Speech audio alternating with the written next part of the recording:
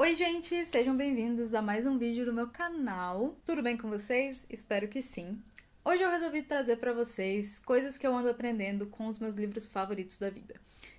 Eu acho que para um escritor é muito valioso você ler livros muito bons e perceber o que você pode aprender com a forma como aquele autor escreveu aquelas coisas. Então, eu resolvi trazer aqui alguns dos meus livros favoritos e o que eles têm para me ensinar dentro deles. Existem muitas coisas, mas as que eu percebo como mais importantes para eu aprender com esses livros. O primeiro deles é Leitura de Verão, e eu trouxe ele mais para representar todos os livros da Emily Henry, porque todos eles são meus favoritos, mas com esses livros eu sei que eu posso aprender muito sobre diálogos.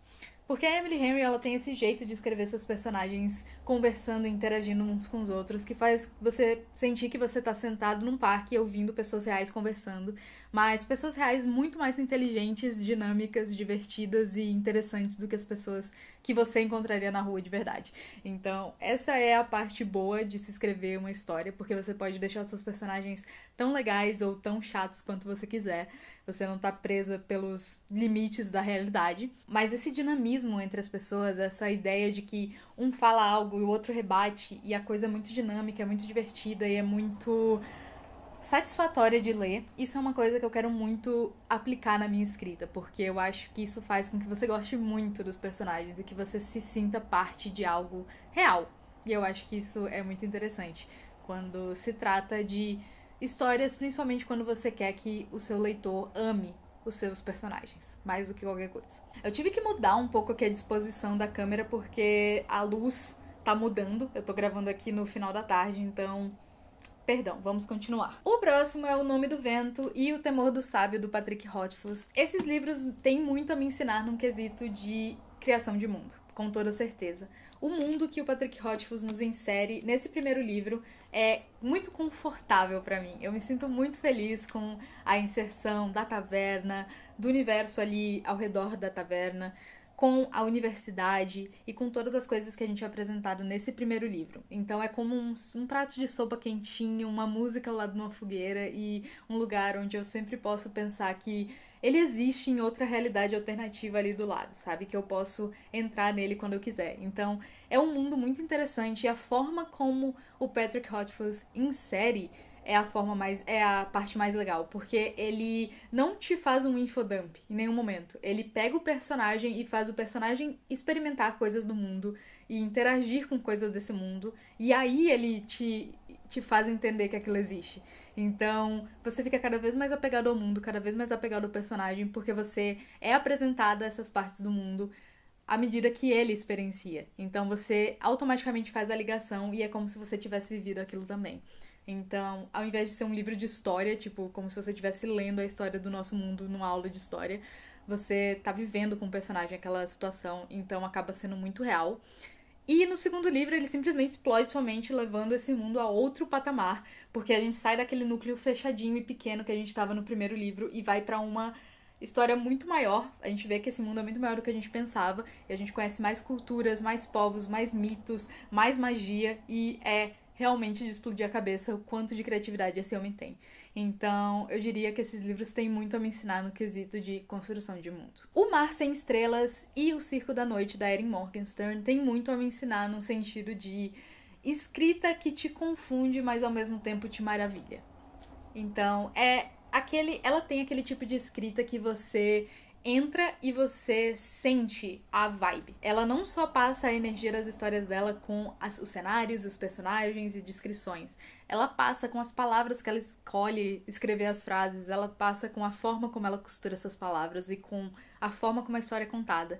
Então, você é aquele tipo de escrita que você quer grifar tudo, porque tudo é escrito de forma tão linda e ela nunca escolhe as palavras mais óbvias pra escrever as coisas, e isso é uma coisa que eu amo muito, porque eu tô sempre sendo surpreendida, palavra após palavra, e as histórias dela são costuradas como se fosse vários novelos de lã jogados por um quarto, e você não sabe onde um começa e o outro termina, então você vai lendo a história ao mesmo tempo que você vai bebendo a escrita dela, porque é maravilhosa, você vai segurando o fio da meada, porque se você piscar e se distrair um pouco, você perde a história e como ela estava te envolvendo. Então, eu acho isso maravilhoso. É o meu tipo favorito de escrita. Então, eu espero algum dia ser capaz de escrever dessa forma. Ah, eu tô ficando sem voz porque eu gravei muitos vídeos hoje, mas vamos pro último, que é A Sombra do Vento, ou qualquer livro do Carlos Ruiz Zafón, honestamente. E esses livros têm muito a me ensinar no quesito de ambientação e atmosfera.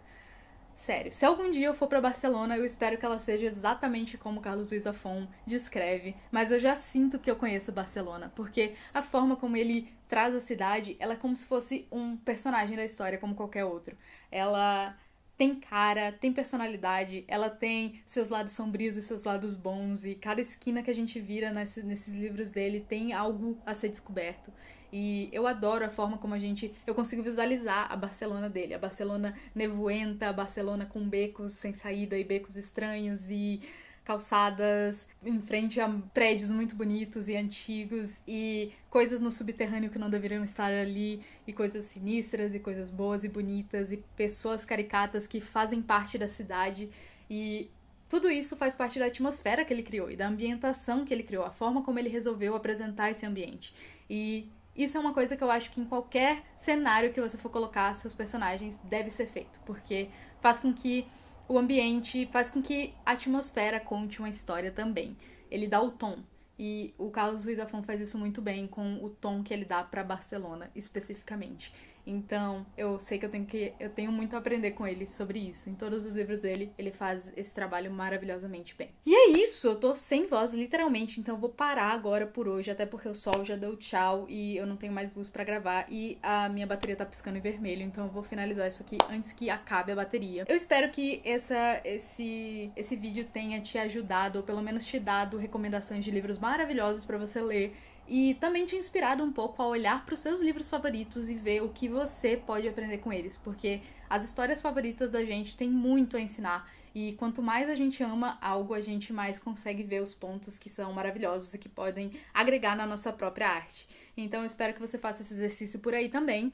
E se você não é inscrito no canal ainda, por favor se inscreva, eu vou trazer cada vez mais conteúdo sobre escrita, livros, vlogs do dia a dia, enfim, tudo nesse mundo. Também, se você não me segue no TikTok e no Instagram, por favor segue por lá que eu vou postar os mesmos tipos de conteúdo e bastante sobre a minha vida nos stories. E por hoje é isso, eu fico por aqui.